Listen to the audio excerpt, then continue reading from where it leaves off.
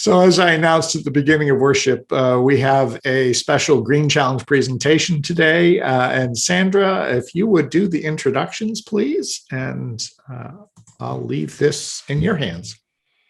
Thank you, everyone, for joining the presentation. As you know, June is Transportation Month of the Green Challenge. And thank you to the Ramsayer family for giving a wonderful Kairos moment on bicycling. Now we will transition over about air travel, which many of you may be planning for the summer.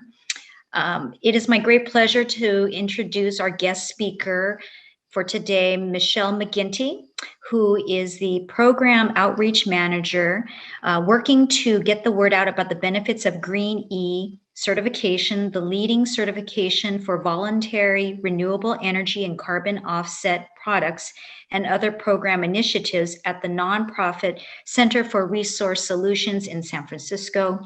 She initially developed an interest in corporate social responsibility while studying at UC Berkeley, where she graduated with a BS in Business Administration. Michelle was later exposed to renewable energy while working at Sungevity, a national residential solar provider, and continues to enjoy helping organizations reduce their climate impact. Thank you, Michelle, for joining us. Yeah, thanks for having me. And thanks, Sandra, for inviting me, and for all of you to having me here at your wonderful community. Let me share. I have a little bit of a presentation here.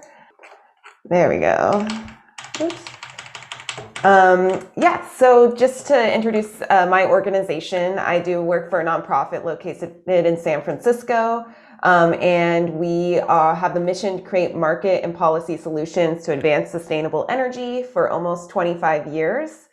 To that effect, we do work on renewable energy and climate policy. We also have an annual conference called Renewable Energy Markets. But what we're most well known for is our Greenie certification program, as Sandra mentioned, for both buyers and users of voluntary renewable energy and carbon offsets. And for this presentation, I'm going to focus on carbon offsets and kind of understanding what those are and how you might be able to use them when you are traveling to offset those emissions.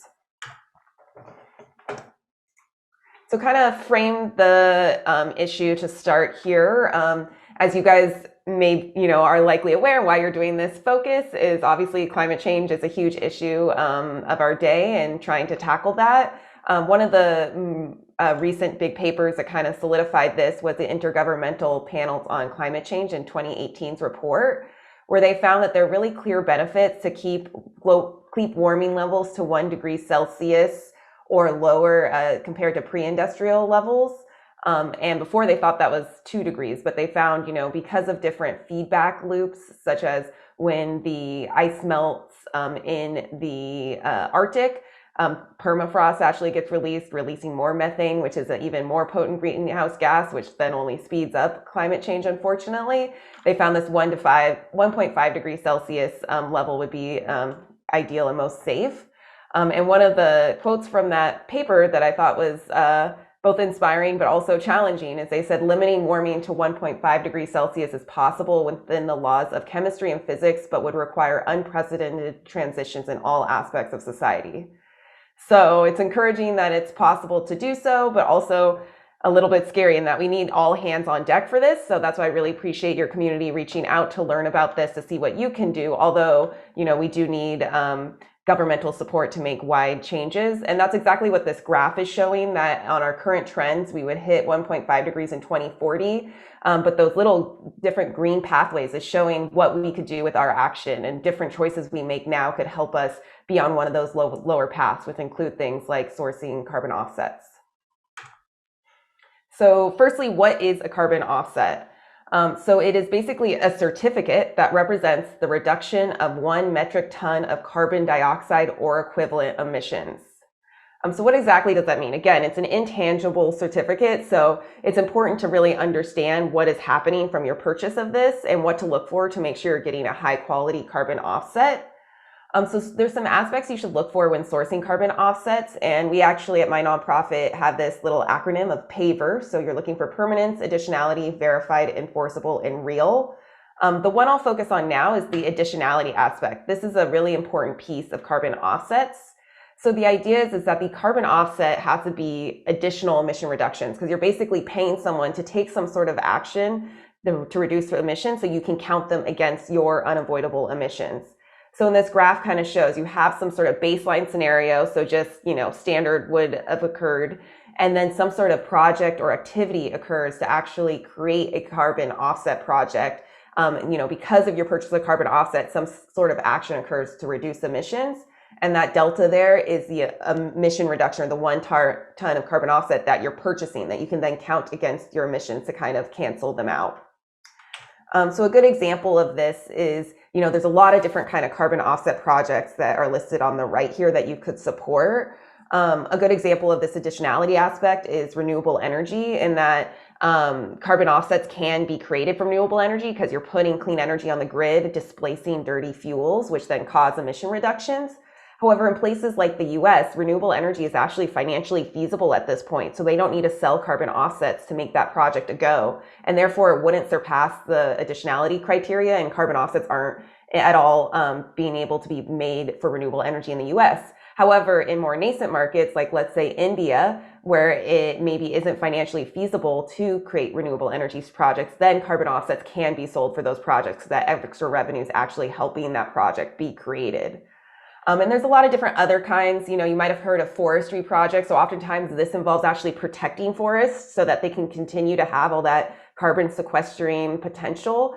So perhaps paying a local landowner who would have sold that forest for either the wood or for, maybe to a cattle farmer who's going to cut the trees to put their animals there, to actually pay that landowner instead to keep the forest intact instead of selling it for these other revenue streams.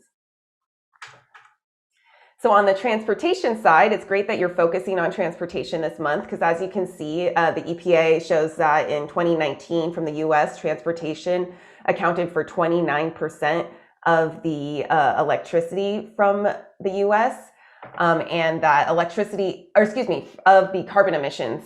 And electricity is after that at 25%. Oops, sorry about that. Hold on. There we go. And that transportation, is the majority at 29%. So it's good that you're focusing on that.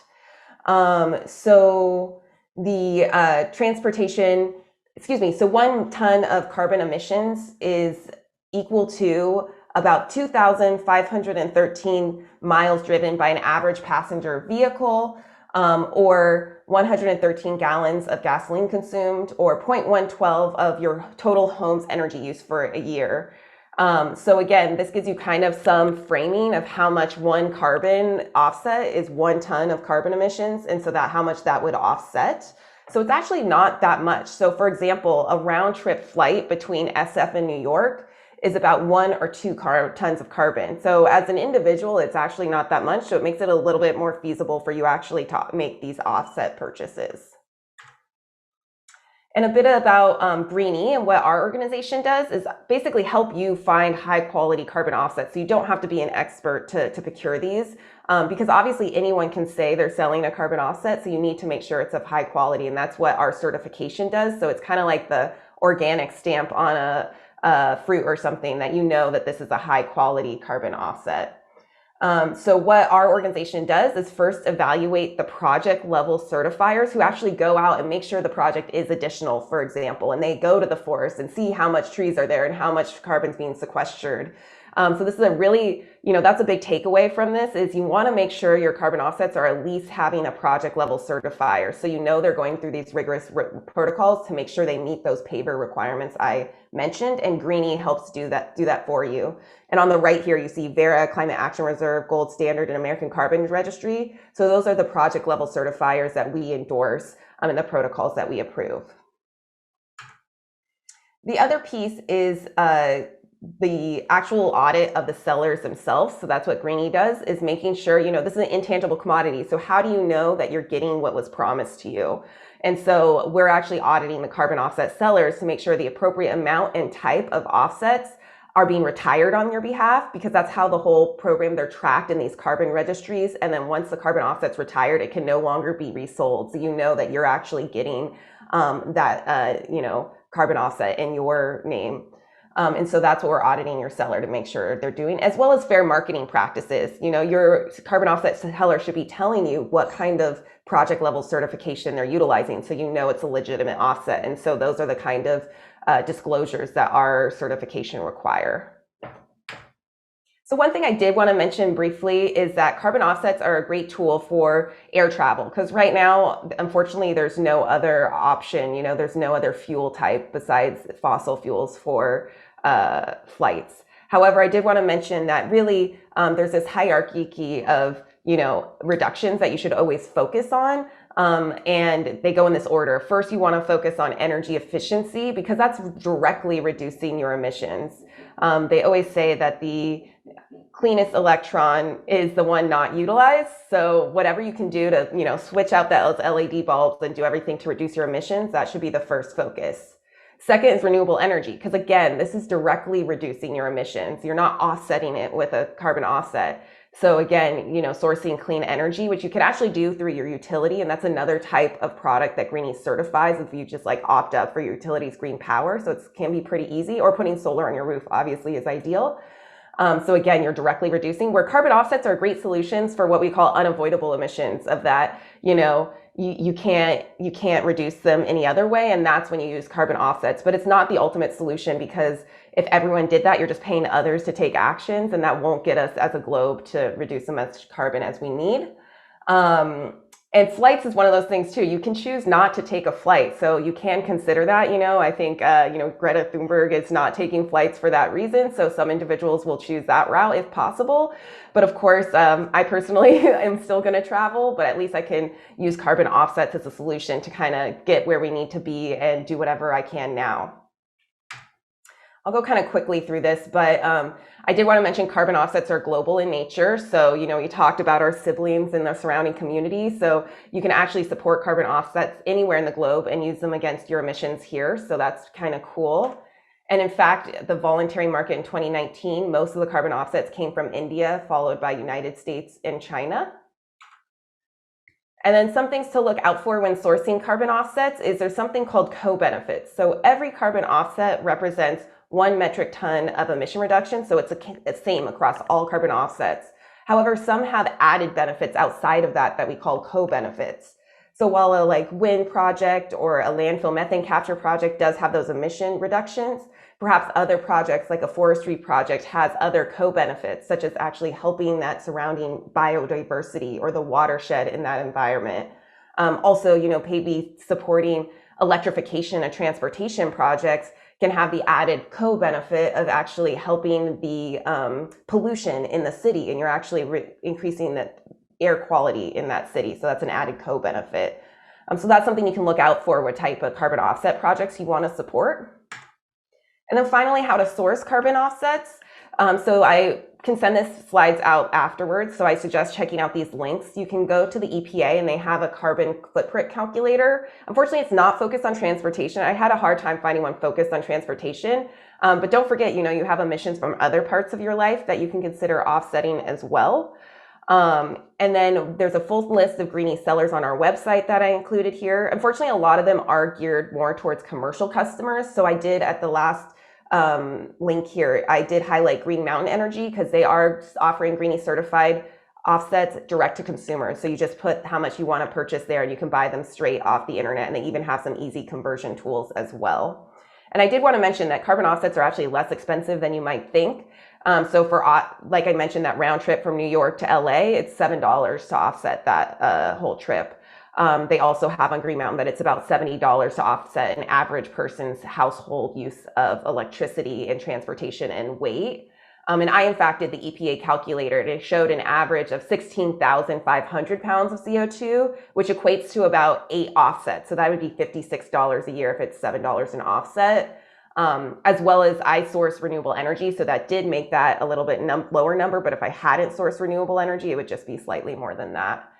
And that's it for now. So here's my contact information. If you have any questions, or if you guys have any questions now after the call, I'm happy to take those. Great. Thank you so much, Michelle. That was a great presentation. Yeah, no problem. Happy to help.